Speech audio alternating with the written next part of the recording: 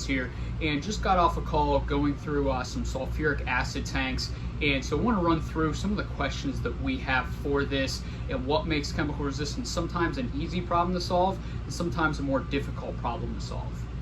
Hey guys, real quick, I do this to help you with your coatings, linings, and composite systems, whether you're working with another manufacturer, distributor, or a supplier.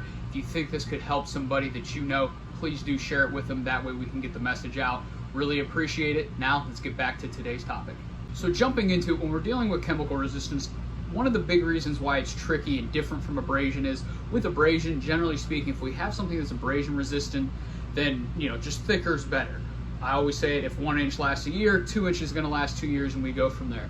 With chemical resistance, it's much different, and the reason being is if it's chemically resistant, it'll last. If it's not, it won't last. And if it's somewhat chemical resistance, it's somewhere in between, right? So we have a lot of different things that we're trying to account for. The two biggest things that we're trying to account for is, one, what is the temperature of the system, independent of what's going in the tank. In our example, we're dealing with epoxies, and they have 93% sulfuric acid. So the first question is, hey, this will work for 93% sulfuric, but what is the temperature of the tank? Because if that tank is, say, 50 degrees, then no problem. Hey, we can last a good long time in there, several years, maybe longer. Or hey, it's 140 or 180 degrees Fahrenheit, and now we have a lot of issues because the reaction kinetics are going up. That's something outside of even my understanding, right? That's more for the chemists, and they'll tell us what will and won't work there. But those are things that we're going to focus on. And the second question we ask, which plays into the first, is how long do we want this tank or this coating to last in that system? A lot of people say, hey, I want it to last forever, but in a lot of cases, hey, this tank is only going to last me another year as the tank that it is, and so I just need this coating to last for a year so I don't have any problems in the meantime. Could be a year, 2 years, 5 years, 10 years, whatever that may be. And so when we're talking about temperature, the big reason is, as I said, the reaction kinetics go up. In our case with our coating, at 70 degrees, our coating is going to give you 2, 3, potentially 5 years in that service, but they're operating about 110, 120 degrees, which can start to cause issues. They said it could get up to 140, cause even more issues there. And then, it came down to, well, hey guys, if you want this to last 10 years, I'm just going to be honest with you, this isn't for me, at least in that material that we were originally talking about. Now in this case, they said, hey, we need it to last about 2 years. Cool, we can run some tests, verify that that's going to work. But as that temperature goes up, what will happen is the reaction with the coating will start to pick up, and so it can start to degrade that, soften it, and then it's not doing what it was intended to do, which is to protect that steel.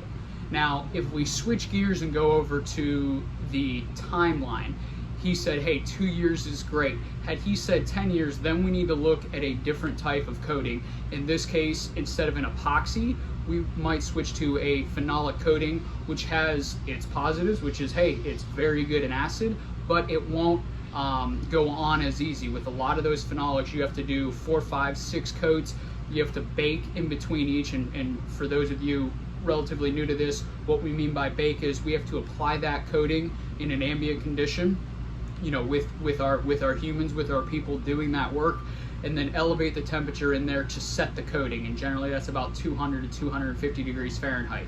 Then we do another coat and bake, another coat and bake. We'll do that 4, 5, 6 times, and then finally we'll wrap it up with a full bake to about 400 degrees, which will cure the coating, and then it's good to go. But again, that can be quite, 1, labor intensive, and 2, expensive, and 3, if it's a big tank, it's just something that we can't do. So back to it again, when we're dealing with chemical resistance, what is in the tank is question number 1 always. But then from there, how long do you want it to last, and what temperature are you operating at? There could be some other things in there if they say, hey, well, there's some solids in there, maybe dealing with abrasion, and then we have to do, a cross compatibility with, can it withstand the chemical that's in there, and can it hold up to the abrasion? But removing that, can it hold up for how long you want it to?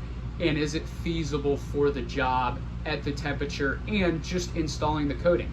For a lot of these systems, installing it is a big portion of that job. We're not talking about, us going out and painting a fence on a Sunday. We're talking about doing a whole tank that could be tens of thousands of square feet. So hope this was helpful for you guys. If you have any questions, drop a comment below and I will get to you as soon as I can. Appreciate you as always. Godspeed.